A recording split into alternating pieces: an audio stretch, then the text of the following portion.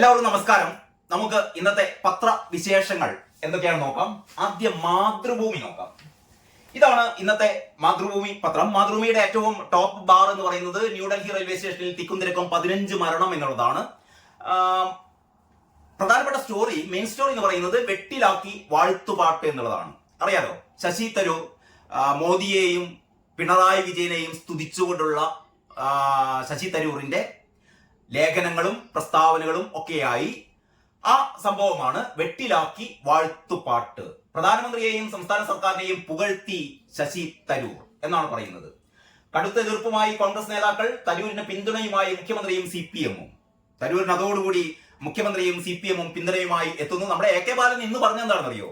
വിപ്ലവകാരിയാണ് ശശി തരൂർ എന്നാണ് പറഞ്ഞത്. ശശി തരൂർ വിപ്ലവകാരിയാണ്. അപ്പോൾ ഈ ശശി തരൂരിന്റെ പോക്ക് എങ്ങോട്ടാണ് എന്നുള്ളതാണ് ഇന്നലെ രാത്രി മുതൽ TV ചാനലുകളുടെ ഒക്കെ ചർച്ച. ശശി തരൂർ എനിക്ക് തോന്നുന്നു കഴിഞ്ഞ ലോക്സഭാ തെരഞ്ഞെടുപ്പിന് മുന്നോടിയായിട്ട് കേരളത്തിലെ ഒരു പ്രമുഖ നേതാവ് BJP-യിലേക്ക് വരുന്നു എന്ന രീതിയിലുള്ള ഒരു ശ്രുതി പരന്നിരുന്നു. അത് ശശി തരൂർ BJP-യിലെ ഉന്നത നേതൃത്വവുമായി ഒരു ചർച്ച നടത്തി എന്നൊക്കെ ചില അണിയറ സംസാരങ്ങളൊക്കെ നടന്നിരുന്നു.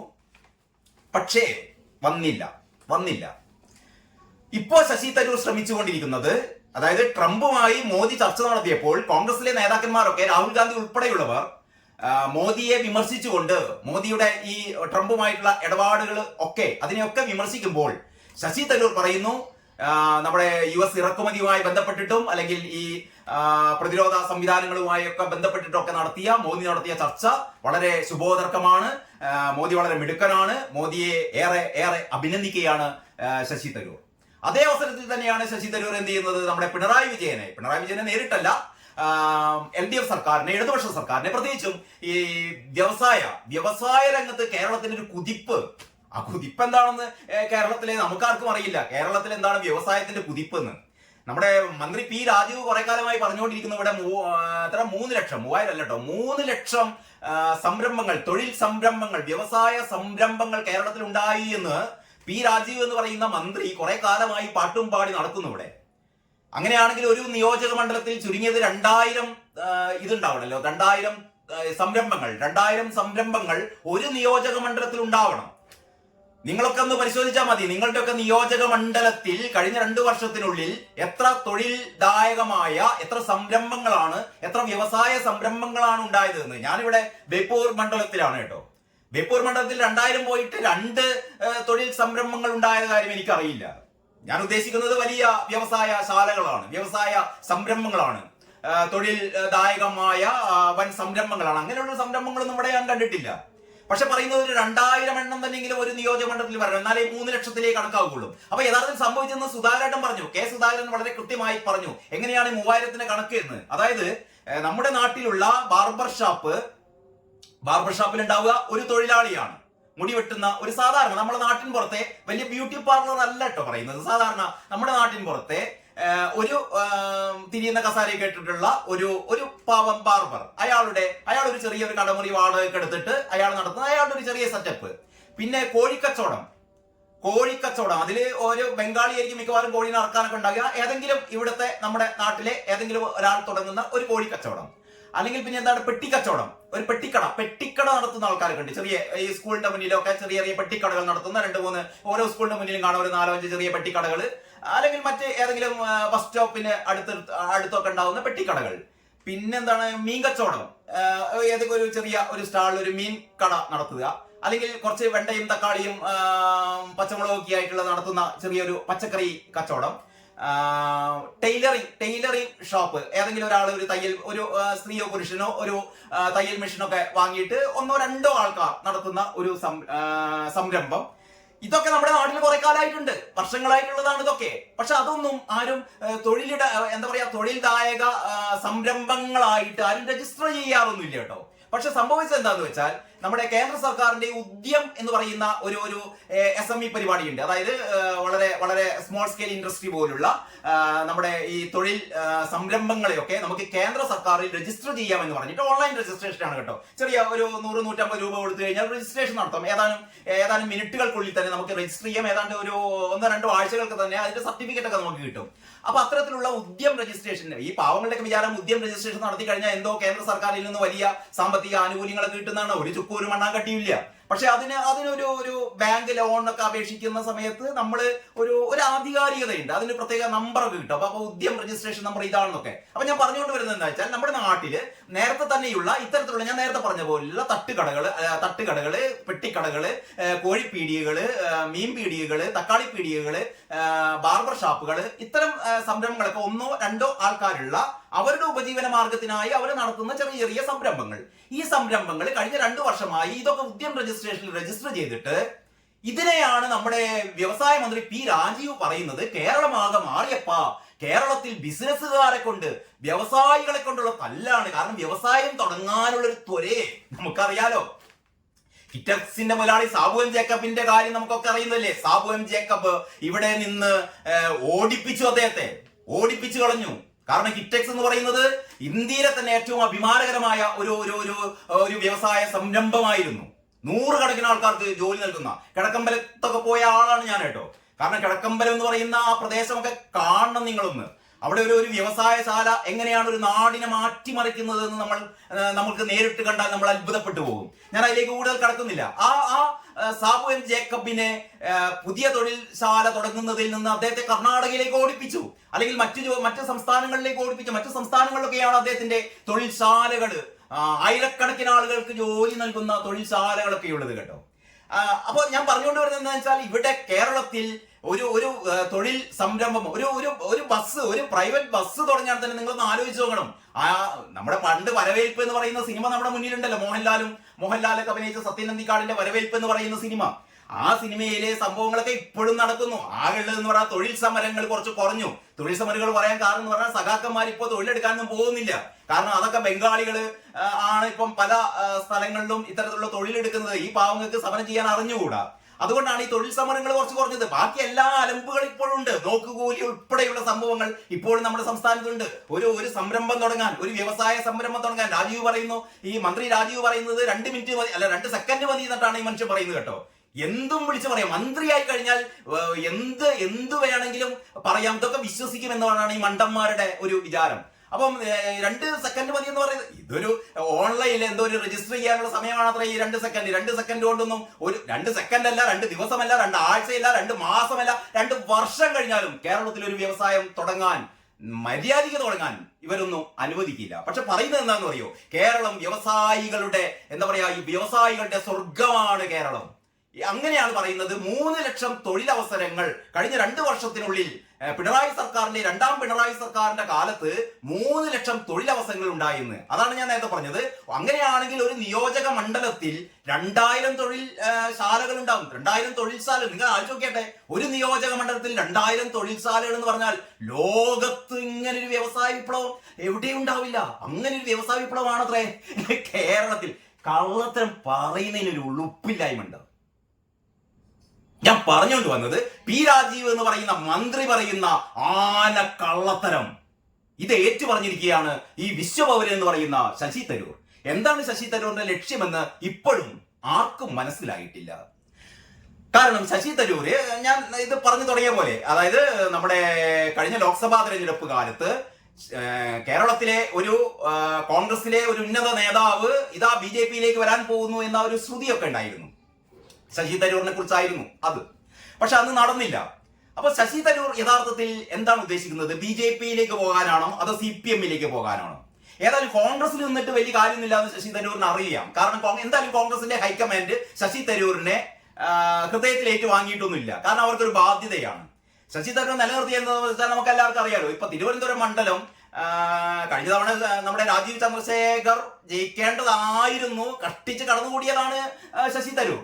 ആ ശശി തരൂർ അല്ല വേറൊരാളാണ് തിരുവനന്തപുരം മണ്ഡലത്തിലെങ്കിൽ അത് നിഷ്പ്രയാസം BJP കൈയടക്കുമായിരുന്നു. അപ്പൊ ശശി തരൂരിന്റേതായ ഒരു വോട്ട് ബാങ്ക് കേരളത്തിലുണ്ട്. കാരണം ശശി തരൂരിന് രാഷ്ട്രീയത്തിൽ അങ്ങേപ്പുറത്തേക്ക് ശശി തരൂരിന് ഒരു നിലയും വിലയുമുണ്ട്, ശശി തരൂരിന്റെ ആരാധകരുണ്ട്, ഒരു ഫാൻസ് ശശി തരൂരിനുണ്ട്. അപ്പൊ അതുകൊണ്ടൊക്കെയാണ് ശശി തരൂരിന്റെ കോൺഗ്രസ്സുകാർ സഹിക്കുന്നത് കേട്ടോ. അതല്ലാതെ ഈ ഹൈക്കമാൻഡ് ശശി തരൂരിന്റെ കൂടെ നിൽക്കുന്നില്ല. അപ്പൊ ഞാൻ പറഞ്ഞുകൊണ്ട് വരുന്നത്, ഈ ശശി തരൂർ വളരെ കൃത്യമായി രണ്ട് കാര്യങ്ങളാണ് കഴിഞ്ഞ ദിവസം ചെയ്തത്. ഒന്ന്, നരേന്ദ്രമോദിയെ വാഴ്ത്തി, അതായത് നരേന്ദ്രമോദിയും ട്രംപും തമ്മിലുള്ള ആ ചർച്ച, അതില് നരേന്ദ്രമോദിയെ വാനോളം വാഴ്ത്തി നമ്മുടെ ശശി തരൂർ. അതേപോലെ തന്നെ ഈ പി രാജീവിന്റെ തൊഴിൽ സംരംഭങ്ങളെ, അല്ലെങ്കിൽ ഈ വ്യാവസായിക സംരംഭങ്ങളെ, കേരളത്തിൽ തൊഴിൽ ഇടങ്ങൾ, സ്റ്റാർട്ടപ്പുകളൊക്കെ എങ്ങനെ എന്താ പറയാ കുതിച്ചു ഉയരുകയാണ് എന്ന തരത്തിലുള്ള രണ്ട് ലേഖനങ്ങളും പ്രസ്താവനകളും ഒക്കെയാണ് ശശി തരൂർ ഇറക്കിയത്. അപ്പോൾ എന്താണ് അതിനെക്കുറിച്ചാണ് മാതൃഭൂമി മാത്രമല്ല എല്ലാ പത്രങ്ങളും പറയുന്നത്. പക്ഷെ മാതൃഭൂമിയാണ് വളരെ കൃത്യമായി ഏറ്റവും വലിയ ഒരു തലക്കെട്ടോടെ വെട്ടിലാക്കി വാഴ്ത്തുപാട്ട്, ആ വാഴ്ത്തുപാട്ട് വെട്ടിലാക്കിയിരിക്കുന്നു, കോൺഗ്രസ്സുകാരെ വെട്ടിലാക്കിയിരിക്കുന്നു. പക്ഷേ നമ്മുടെ പിണറായി വിജയൻ ഉൾപ്പെടെയുള്ള സഖാക്കന്മാർക്കൊക്കെ ഭയങ്കര സന്തോഷം. എന്ന് പറഞ്ഞാൽ സഖാക്കന്മാർ തന്നെ വിശ്വസിച്ചില്ല. ഈ രാജീവന്റെ ഈ തള്ളുണ്ടല്ലോ, നമ്മുടെ ഈസ് ഓഫ് ഡൂയിങ് ബിസിനസ്സിൽ കേരളം നമ്പർ 1 ആണ്. കേരളം നമ്പർ 1 ആണെന്ന് ഏതൊരു ഏജൻസി ഏതൊരു ഡാറ്റ സഹിതം പറഞ്ഞിട്ടുണ്ട് അത്രേ. കേരളം 28ാം സ്ഥാനത്ത് നിന്ന് 1ാം സ്ഥാനത്തേക്ക് മാറിയെന്ന്. അതിന്റെയൊക്കെ ഒരു എന്താ പറയാ, അതിന്റെയൊക്കെ ഒരു വാസ്തവികത അല്ലെങ്കിൽ ഒരു സത്യസന്ധത എന്താണെന്ന് നമുക്കറിയില്ല. ഇത് വെച്ചിട്ടാണ് ശശി തരൂർ പറയുന്നത്. ഇതൊക്കെ വിശ്വസിച്ചുകൊണ്ടാണ് ശശി തരൂർ പറയുന്നത് കേരളം ഒരുപാട് മുന്നിലെത്തിയിരിക്കുന്നു. വ്യവസായ ഭൂപടത്തിൽ കേരളം അടയാളപ്പെടുത്തിയിരിക്കുന്നു. കേരളത്തിലെ സ്റ്റാർട്ടപ്പുകളൊക്കെ ഇങ്ങനെ വികസിച്ച് പോവുകയാണ്. കേരളത്തിൽ തൊഴിലവസരങ്ങൾ 3 ലക്ഷം തൊഴിലവസരങ്ങൾ ഉണ്ടായി എന്നൊക്കെ പറയുമ്പോൾ സഖാക്കന്മാർക്ക് ഭയങ്കര സന്തോഷം. കാരണം ഞങ്ങളുടെ വലയിൽ ഒരാൾ കുടുങ്ങിയിരിക്കുന്നു. പക്ഷെ ശശി തരൂർ എന്താണ് ലക്ഷ്യമിടുന്നത് എന്ന് ഇതുവരെ നമുക്ക് ആർക്കും മനസ്സിലായിട്ടില്ല. കോൺഗ്രസ്സുകാർക്ക് മനസ്സിലായിട്ടില്ല. ശശി തരൂർ CPM-ലേക്ക് പോകുമെന്നൊന്നും ആരും വിശ്വസിക്കുന്നില്ല. കാരണം CPM-ലേക്ക് ശശി തരൂർ പോവില്ല. കാരണം ശശി തരൂരിന്റെ ലെവല് വേറെയാണ്. ആ ലെവലൊന്നും CPM-ലെ പാർട്ടി സെക്രട്ടറി മുതൽ ഇങ്ങേപ്പുറത്തേക്കുള്ള ഒരാൾക്കും ശശി തരൂരിന്റെ ഒരു ലെവലിന്റെ ഒപ്പിച്ച് നിൽക്കാനൊന്നും പറ്റില്ല. അതുകൊണ്ട് ശശി തരൂർ വരില്ല. കാരണം CPM എന്ന് പറഞ്ഞാൽ അറിയാലോ, കുറെ മണ്ടന്മാരുടെ ഒരു പാർട്ടി എന്നുള്ള രീതിയിൽ ആണ് ഇപ്പോൾ CPM-ന്റെ ഒരു അവസ്ഥ. കാരണം അങ്ങനെയാണ്. ഇപ്പൊ KN ബാലഗോപാലായാലും AK ബാലനായാലും പിണറായി വിജയനായാലും ഗോവിന്ദൻ മാഷൊന്നും പറഞ്ഞുവിടാ മനുഷ്യനെ, MV ഗോവിന്ദനായാലും R ബിന്ദു ഉന്നത വിദ്യാഭ്യാസ മന്ത്രി, അത് ആ പൊട്ടത്തരത്തില്ലാത്തുണ്ട് ഞാൻ പറയാം. അപ്പൊ ഇങ്ങനെയുള്ള കുറെ ആൾക്കാരുടെ ഇടയിലേക്ക് എന്തായാലും ശശി തരൂർ വരുമെന്ന് എനിക്ക് തോന്നുന്നില്ല. അപ്പൊ ശശി തരൂരിന് അറിയാം എന്തായാലും ശശി തരൂരിന് UDF ആണ് അടുത്ത പ്രാവശ്യം അധികാരത്തിൽ വരുന്നെങ്കിൽ ശശി തരൂരിന് മുഖ്യമന്ത്രി ആവാനൊന്നും പറ്റില്ല. കാരണം മുഖ്യമന്ത്രി കുപ്പായം തയ്പ്പിച്ച് വെച്ച വേറെ കുറെ ആൾക്കാരുണ്ട് കേട്ടോ. ശശി തരൂരിന് ആകെ ഒരു ചാൻസ് എന്ന് പറയുന്നത് BJP-യിലേക്ക് പോവുകയാണ്. BJP-യിലേക്ക് പോയി കഴിഞ്ഞാൽ ഒരു നരേന്ദ്രമോദിയെ പോലുള്ള അല്ലെങ്കിൽ ആ രീതിയിലുള്ള ഒരു പരിവേഷമുള്ള ഒരാളൊക്കെയാണ് ശശി തരൂർ. പക്ഷെ ശശി തരൂർ BJP-യിലേക്ക് പോകുമോ? ഇപ്പൊ ഒന്നും പറയാൻ പറ്റില്ല. നമുക്ക് എന്തും സംഭവിക്കാം, രാഷ്ട്രീയം അതാണല്ലോ. അപ്പൊ ഇങ്ങനെ ഒരു സസ്പെൻസ് ഇട്ടിരിക്കുകയാണ് ശശി തരൂർ. അതിനെക്കുറിച്ചാണ് ഇപ്പോഴും ചർച്ച സോഷ്യൽ മീഡിയയിലും അല്ലെങ്കിൽ നമ്മുടെ ചാനലുകളിലൊക്കെ ചർച്ച നടന്നുകൊണ്ടിരിക്കുകയാണ്. ഏതായാലും നമ്മുടെ മാതൃഭൂമി പത്രത്തിലെ ഏറ്റവും പ്രധാനപ്പെട്ട വാർത്ത വെട്ടിലാക്കി വാഴ്ത്തുപാട്ട് എന്നുള്ളതാണ്. അതിൽ സ്വന്തം ലേഖകർ എഴുതുന്നു, പ്രധാനമന്ത്രിയുടെ US സന്ദർശനത്തെയും സംസ്ഥാന സർക്കാരിന്റെ വ്യവസായ രംഗത്തെ നേട്ടത്തെയും പുകഴ്ത്തി കോൺഗ്രസിനെ വെട്ടിലാക്കി ശശി തരൂർ MP എന്നാണ് സ്വന്തം ലേഖകൻ എഴുതുന്നത്. ഇത് മറ്റു പത്രങ്ങൾ, മലയാള മനോരമ പക്ഷേ ആ രീതിയിൽ ആഘോഷിച്ചിട്ടില്ല കേട്ടോ. കാരണം മലയാള മനോരമയുടെ 1ാം പേജാണ്. 1ാം പേജില് വയനാടിന് കേന്ദ്ര വായ്പ മുന്നിൽ വഴികൾ 3 എന്നുള്ള ഒരു തലക്കെട്ടാണ് 1ാം പേജിലെ ഏറ്റവും പ്രധാനപ്പെട്ട തലക്കെട്ട്. മറ്റ് റോഡ് വികസനം കേരളത്തെ നിക്ഷേപ സൗഹൃദമാക്കി മുഖ്യമന്ത്രി ഒരു പ്രസംഗമാണ്. രണ്ടാമത്തെ ഈ മലയാള മനോരമയുടെ 1ാം പേജിലുള്ളത് തിരക്കിൽ 15 മരണം, ഡൽഹി റെയിൽവേ സ്റ്റേഷനിലുണ്ടായ തിരക്കിനെ കുറിച്ചുള്ള ആ വാർത്തയാണ്. പിന്നെ നാട് കടത്താൻ 2ാം വിമാനം എത്തി എന്ന് പറയുന്ന മറ്റൊരു വാർത്ത. ED-യുടെ വമ്പൻ ക്രിപ്റ്റോ വേട്ട, പിടിച്ചെടുത്തത് 1646 കോടി രൂപ. പോട്ട ബാങ്ക് കവർച്ച, മോഷ്ടാവ് കാണാമറയത്ത് തന്നെ, മന്ത്രിയുടെ ഓഫീസ് കേന്ദ്രീകരിച്ച് പണം വാങ്ങിയതായി പരാതി തുടങ്ങിയ വാർത്തകളൊക്കെയാണ് മലയാള മനോരമയുടെ 2 1ാം പേജുകളിലുമായിട്ടുള്ളത്. പിന്നെ ഉള്ളത് മലയാള മനോരമയുടെ ഉള്ളിലെ പേജിലാണ്. എന്ന് പറഞ്ഞാൽ ഏത് പേജിലാണ്? അപ്പൊ 7ാമത്തെ പേജിലാണ്. തരൂരിന് പ്രശംസാഭ്രമം. പാർട്ടിക്ക് പൊല്ലാപ്പ്. പിണറായി സർക്കാരിനും മോദിക്കും അഭിനന്ദനം. പ്രസ്താവന തള്ളി കോൺഗ്രസ് നേതൃത്വം, പറഞ്ഞതിൽ ഉറച്ച് തരൂർ എന്നിങ്ങനെയാണ് മനോരമ ആ രീതിയിൽ 7ാം പേജിലാണ് ഈ വാർത്ത കൊടുത്തത്. ഇനി നമുക്ക് മറ്റൊരു പത്രം എടുക്കാം, കേരളകൗമുദി. കേരളകൗമുദിയിൽ പ്രധാന വാർത്ത തന്നെയാണ് കേട്ടോ. കേരള വികസനം മോദി പ്രശംസ, കോൺഗ്രസ് കുടുങ്ങി തരൂരിന്റെ നാവിൽ, കോൺഗ്രസ് കുടുങ്ങി തരൂരിന്റെ നാവിൽ എന്നാണ് കേരള കൗമുദി കൊടുത്തത്. കെ പ്രസന്നകുമാറിന്റെ വൈലന്റ് സ്റ്റോറിയാണ് കേട്ടോ. പിണറായി സർക്കാർ സൃഷ്ടിച്ച മികച്ച വ്യവസായ അന്തരീക്ഷത്തെ പ്രശംസിച്ചും പ്രധാനമന്ത്രിയുടെ അമേരിക്കൻ സന്ദർശനത്തെ പ്രകീർത്തിച്ചും കോൺഗ്രസ് വർക്കിംഗ് കമ്മിറ്റി അംഗം ശശി തരൂർ നടത്തിയ പ്രതികരണം പാർട്ടിയെ വെട്ടിലാക്കി. സംസ്ഥാന നേതാക്കൾ തരൂരിനെതിരെ ഹൈക്കമാൻഡിന് പരാതി നൽകി. AICC സംഘടനാ ജനറൽ സെക്രട്ടറി KC വേണുഗോപാൽ പരസ്യമായി തള്ളിപ്പറഞ്ഞു എന്ന് തുടങ്ങിയ വാർത്ത കേരള കൗമുദിയിൽ. ഇനി നമുക്ക് മാധ്യമം എങ്ങനെയാണ് കൊടുത്തു നോക്കാം. മാധ്യമം ഇതാ, കോൺഗ്രസിനെ വെട്ടിലാക്കി തരൂർ, ഏതാണ്ട് അതേപോലെ തന്നെയാണ്, കോൺഗ്രസിനെ വെട്ടിലാക്കി തരൂർ എന്നുള്ള രീതിയിൽ അതും മാധ്യമവും മെയിൻ സ്റ്റോർ കൊടുത്തിരിക്കുന്നു. ഇനി നമ്മുടെ സ്വന്തം പത്രം ദേശാഭിമാനിക്ക് ഭയങ്കര ഹാപ്പിയായി. ദേശാഭിമാനിയുടെ ഹെഡിങ് നോക്കിയാട്ടെ, നിലപാടിൽ ഉറച്ചു തരൂർ, നല്ലത് കണ്ടാൽ പറയും എന്ന് പറഞ്ഞാൽ പിണറായി വിജയന്റെ ഈ ഭരണം നല്ലതാണ്, ഇവിടുത്തെ വ്യവസായ സംരംഭങ്ങൾ ജോറാണ്, അതുകൊണ്ട് അത് പറയും. അക്കൂട്ടത്തിൽ മോദിയെ കുറിച്ച് നല്ലത് പറഞ്ഞിട്ടുണ്ട് കേട്ടോ. അത് നമ്മുടെ ബിനോയ് വിശ്വമാണ് ഇപ്പൊ പറഞ്ഞത്. അതായത് പിണറായി ഇടതുപക്ഷ സർക്കാരിനെ കുറിച്ച് പറഞ്ഞതൊക്കെ റെഡി, അതൊക്കെ നമ്മൾ വിശ്വസിച്ചു. പക്ഷെ മോദിയെ പറ്റി പറഞ്ഞത് അത് നമ്മൾക്ക് കണക്കാക്കാൻ പറ്റില്ല എന്നാണ് നമ്മുടെ ബിനോയ് വിശ്വം പറഞ്ഞത്.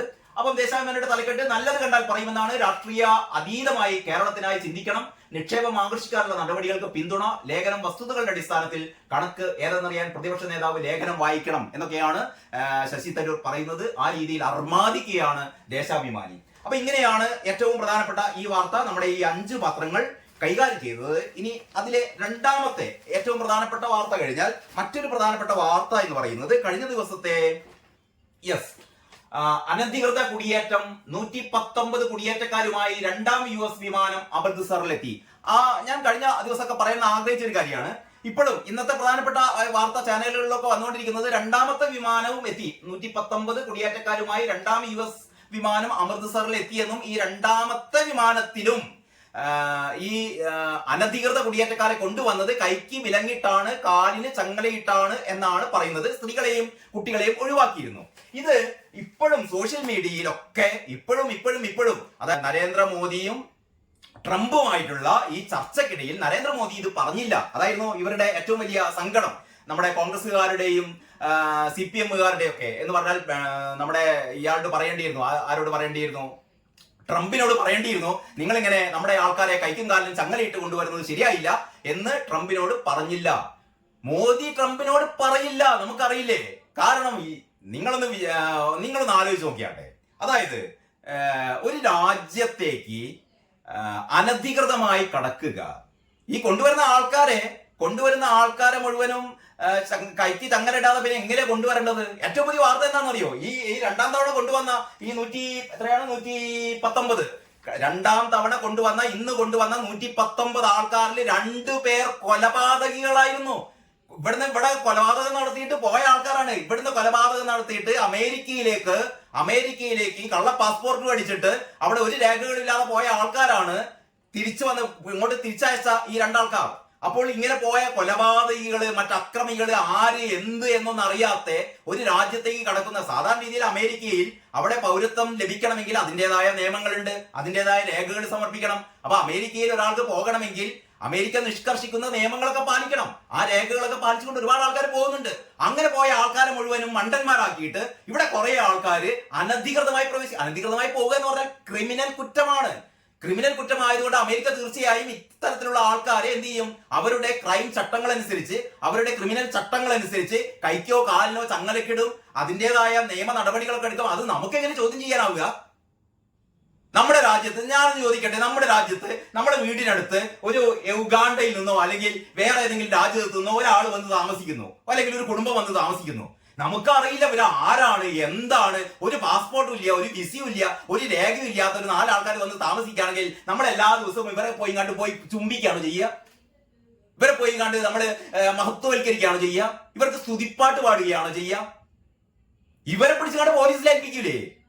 ഇത് തന്നെയാണ് ഏത് രാജ്യത്തും അനധികൃതമായി പ്രവേശിക്കുന്ന ആൾക്കാരെ അവിടുത്തെ ആ രാഷ്ട്രത്തിന്റെ സംവിധാനം ഉപയോഗിച്ചുകൊണ്ട് അവരെ തടങ്കലിലാക്കും, അവർക്കെതിരെ ശിക്ഷാ നടപടികൾ എടുക്കും. അതിന്റെയൊക്കെ ഭാഗമായിട്ടാണ് അനധികൃതമായി എത്തിയ ക്രിമിനലുകളാണ് ഇന്ത്യക്കാരാണെന്ന് പറഞ്ഞ കാര്യമുണ്ടോ? വേറൊരു സോഷ്യൽ മീഡിയയിൽ നിന്ന് വന്നൊരു കാര്യം എന്ന് പറഞ്ഞാൽ 45 ലക്ഷം രൂപ മുടക്കിയിട്ടാണ് അത്ര ഒരാള് വിചാരിക്കണം 45 ലക്ഷം രൂപ മുടക്കിയിട്ട് അനധികൃതമായി പോവുകയാണ്. അനധികൃതമായി അമേരിക്കയിൽ പോകാൻ വേണ്ടിയിട്ട് ഇയാൾ 45 ലക്ഷം രൂപ വീടും പുരയിടവും പണയപ്പെടുത്തി അല്ലെങ്കിൽ വിറ്റിട്ടോ പണയപ്പെടുത്തിയിട്ടോ പോയി എന്ന് പറഞ്ഞ ഒരു കഥ പറയാണ് സോഷ്യൽ മീഡിയയിലൊക്കെ. 45 ലക്ഷം ചെലവാക്കിയിട്ടാണ് ഈ മനുഷ്യൻ അമേരിക്കയിലേക്ക് പോയത്. അവിടെ ഉന്നത പഠനത്തിന് വേണ്ടി പോയതോ അല്ലെങ്കിൽ അവിടുത്തെ സർക്കാർ ക്ഷണിച്ചു പോയതൊന്നുമല്ല, അനധികൃതമായി പോയതാണ്. ഒരു രേഖയുമില്ലാതെ അനധികൃതമായി പോയി കഴിഞ്ഞാൽ അതേപോലെ പിടിച്ച് അവരെ എന്തായാലും സൈനിക വിമാനത്തിൽ കയറ്റിയിട്ടല്ലേ കൊണ്ടാവുന്നത്, പിടിച്ച് തള്ളി കടലിൽ ആഴ്ത്തിയിട്ടൊന്നുമില്ലല്ലോ. എന്നിട്ട് എന്തോ ഒരു ഭയങ്കര ഇങ്ങനെ തന്നെയാണ് കൊണ്ടുവരേണ്ടത്, ഇങ്ങനെ തന്നെയാണ് കൊണ്ടുവരേണ്ടത്. ഇതിൽ ഒരു ലജ്ജിക്കേണ്ട കാര്യമില്ല. എന്താണ് രാഷ്ട്രം ലജ്ജിക്കുന്നു, അങ്ങനെയൊക്കെയായിരുന്നു കഴിഞ്ഞ ദിവസം വന്നത്. രാഷ്ട്രം ലജ്ജിക്കുകയാണത്രേ. അതായത് ഇതൊരു ക്രിമിനൽ കുറ്റമാണെന്നേ. ഒരു രാഷ്ട്രത്തേക്ക്, ഒരു രാജ്യത്തേക്ക് അവിടുത്തെ നിയമങ്ങൾ പാലിക്കാതെ, അവിടുത്തെ നിയമാനുസൃതമായ രേഖകളില്ലാതെ, അങ്ങനെ രേഖകൾ നിയമാനുസൃതമായി പോകുന്ന ഒരുപാട് ആൾക്കാർ അവിടെ ഉണ്ട്. ആ പോകുന്ന ആൾക്കാരെ മുഴുവൻ മണ്ടന്മാരാക്കിയിട്ട് കുറെ ആൾക്കാർ ഒരു രേഖയും ഇല്ലാതെ കള്ള പാസ്പോർട്ടുമായി ഒരു വിസയും ഇല്ലാതെ അവിടെ പോകുന്നു. എന്നിട്ട് അവിടുന്ന് പോലീസിനെയോ ഒക്കെ അധികൃതരൊക്കെ കണ്ണു വെട്ടിച്ചിട്ട് അവരാരാണ് എന്താണ്, നേരത്തെ പറഞ്ഞ പോലെ കൊലപാതകികളൊക്കെ ഉണ്ടാകാം, കൊലപാതകികൾ അക്രമികൾ ഒക്കെ ഉണ്ടാകാം. അത്തരത്തിൽപ്പെട്ട ആര് ഏത് എന്നൊന്നും അറിയാത്ത ആൾക്കാരെ പിന്നെ എന്താണ് ട്രംപ് ചെയ്യേണ്ടത്? ട്രംപ് ഇവരെ മുഴുവനും ഇവർക്കൊക്കെ ഒരു പ്രത്യേക അലവൻസ് കൊടുക്കുകയാണ് ചെയ്യേണ്ടത്. അനധികൃതമായി വന്നവരാണ്, അനധികൃതമായി വന്ന ഇന്ത്യക്കാരാണ്. അതുകൊണ്ട് എല്ലാവരെയും നമ്മൾ ആദരിക്കുന്നു, എല്ലാവർക്കും നമ്മൾ ഇതാ ഡോളർ കൊടുക്കുന്നു. കാരണം ഇവരൊക്കെ നമ്മൾ അഭിനന്ദിക്കേണ്ട ആൾക്കാരല്ലേ. ഇന്ത്യയിൽ നിന്ന് വന്ന അനധികൃത കുടിയേറ്റക്കാരാണ്. അനധികൃത കുടിയേറ്റക്കാർക്ക് ട്രംപ് ഒരുപാട് അലവൻസുകൾ കൊടുക്കണം, അവരെ ആദരിക്കണം, അവരെങ്ങനെ റോൾസ് റോയ്സ് കാറിൽ കൊണ്ടു നടക്കണം, ഇവർക്ക് സ്വർണ്ണ പതക്കങ്ങൾ കൊടുക്കണം. എന്നൊക്കെയാണോ നിങ്ങൾ ഉദ്ദേശിക്കുന്നത്? ഇതിനെ കുറ്റപ്പെടുത്തുന്ന ആൾക്കാരാണ് ഞാൻ ചോദിക്കുന്നത്. ഈ സഖാക്കന്മാര്, അതായത് ട്രംപ് എന്ത് ചെയ്താലും അത് കുറ്റമാണ്, നമ്മുടെ മോദി എന്ത് ചെയ്താലും അത് കുറ്റമാണ്. പക്ഷെ ഇരട്ടച്ചക്കൻ എന്ത് ചെയ്താലും അത് നല്ല കാര്യമാണ് കേട്ടോ. ഇരട്ടച്ചക്കന്റെ മോൾ എന്ത് കാര്യം ചെയ്താലും അത് നല്ല കാര്യമാണ്. ഇരട്ടച്ചക്കന്റെ മരുമകൻ എന്ത് കാര്യം ചെയ്താലും അത് നല്ല കാര്യമാണ്. ശശി തരൂർ പറഞ്ഞൊരു കാര്യം നമ്മൾ മനസ്സിലാക്കണേ. ശശി തരൂർ പറഞ്ഞത് നമ്മൾ രാഷ്ട്രീയമായി എല്ലാം കാണരുത്.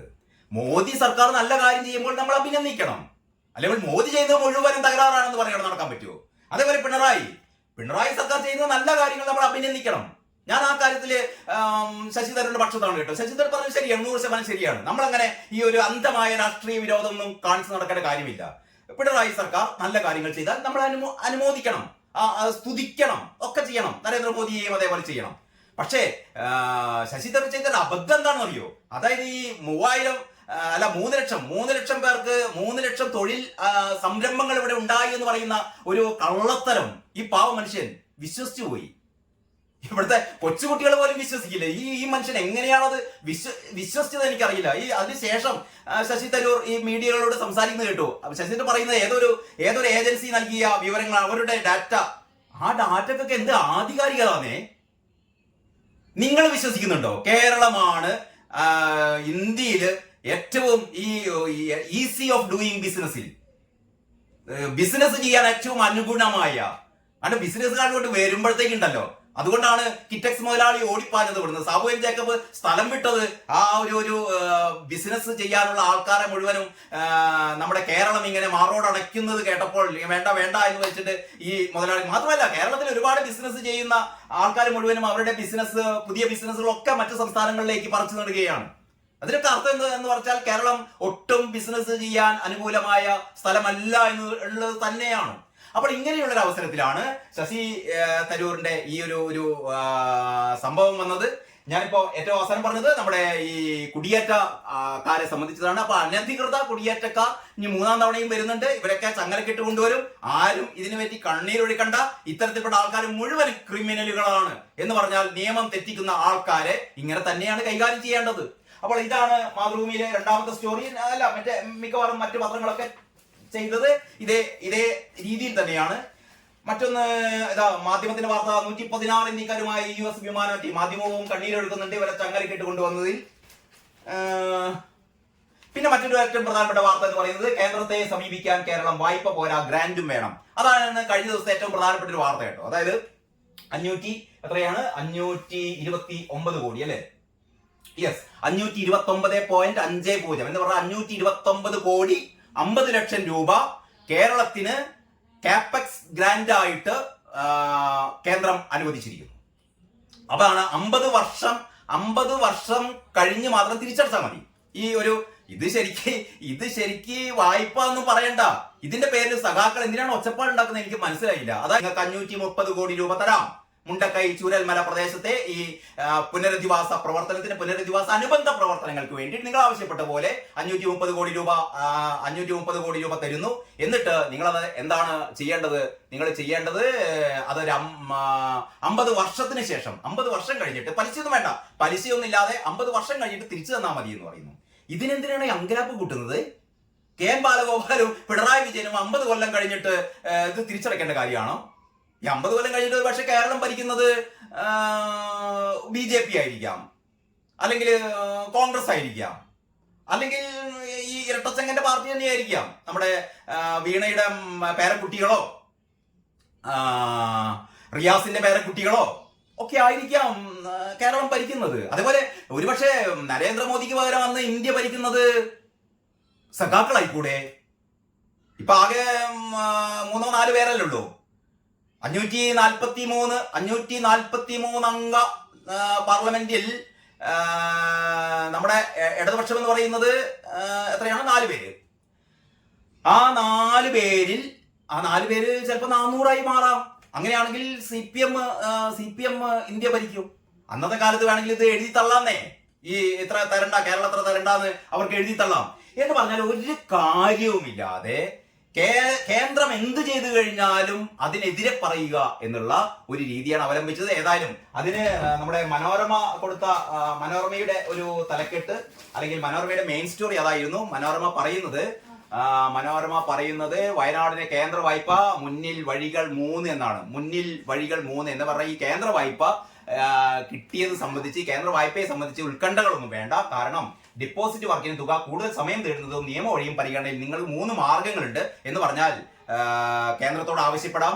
കാരണം കേന്ദ്രം ആവശ്യപ്പെടുന്നത് മാർച്ച് 31-നകം ഈ തുക ചെലവഴിക്കണമെന്നാണ്. അപ്പം വരുന്ന ഈ 44 ദിവസത്തിനുള്ളിൽ എങ്ങനെയാണ് ഈ ഒരു വർക്കൊക്കെ നടത്തി തീരുക? കാരണം റോഡ് നിർമ്മാണം, ബിൽഡിംഗ് നിർമ്മാണം എന്നൊക്കെ പറയുന്ന കാര്യങ്ങളുണ്ട്. ഇതൊക്കെ വേണമെങ്കിൽ ചക്ക വേരിലും കായ്ക്കും എന്ന് പറയുന്ന പോലെ 44 ദിവസം കൊണ്ട് വേണമെങ്കിൽ ഇതൊക്കെ ചെയ്യാം.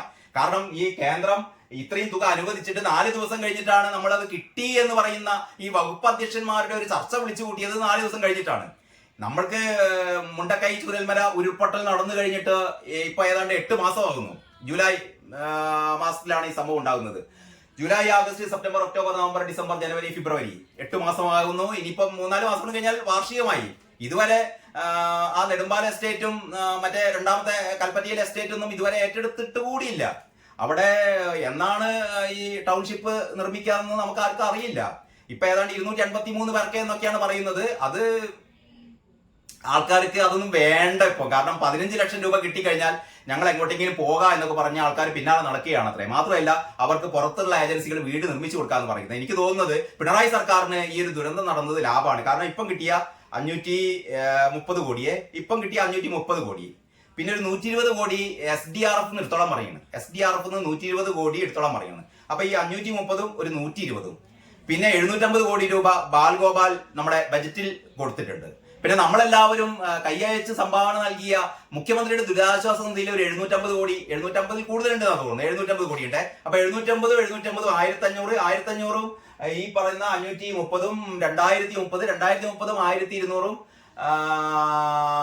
ഏതാണ്ട് ഒരു ഈ എന്താ പറയാ പുനരധിവാസ പ്രവർത്തനത്തിന് ആവശ്യമായതിന്റെ ഇരട്ടി തുക സർക്കാരിന്റെ കയ്യിലുണ്ട്. മിക്കവാറും ഈ 800 ചില ആൾക്കാർക്കാണ് അവിടെ വീട് നിർമ്മിക്കേണ്ടതെന്ന് പറയുന്നു. അതില് മിക്കവാറും ആൾക്കാർ മുഴുവനും അവിടെ വീട് വേണ്ട, കാരണം ടൗൺഷിപ്പ് ഒന്നും വേണ്ട, നമുക്ക് 15 ലക്ഷം തന്നാൽ മതി എന്ന് പറയുന്നു. വീട് നിർമ്മിക്കുകയാണെങ്കിൽ 30 ലക്ഷം വേണമെന്നാണ് പറയുന്നത്. മാത്രമല്ല അവിടെ ആവശ്യക്കാർക്ക് 800 അല്ല 1000, 1400 വീടുകൾ നിർമ്മിക്കാൻ ആവശ്യമായ സ്പോൺസർമാർ ഇവിടെ റെഡിയായി നിൽക്കുകയാണ്. ആ സ്പോൺസർമാരൊന്നും നമുക്ക് വേണ്ട എന്ന് പറഞ്ഞാൽ പിണറായി സർക്കാർ ആഗ്രഹിക്കുന്നത് ചൂരൽമല മുണ്ടക്കൈ ദുരന്തത്തിന്റെ ഫലമായി ഒരു നേരത്തെ പറഞ്ഞ 750 കോടി രൂപ അവിടെ അനക്കമില്ലാതെ കിടക്കുകയാണ്.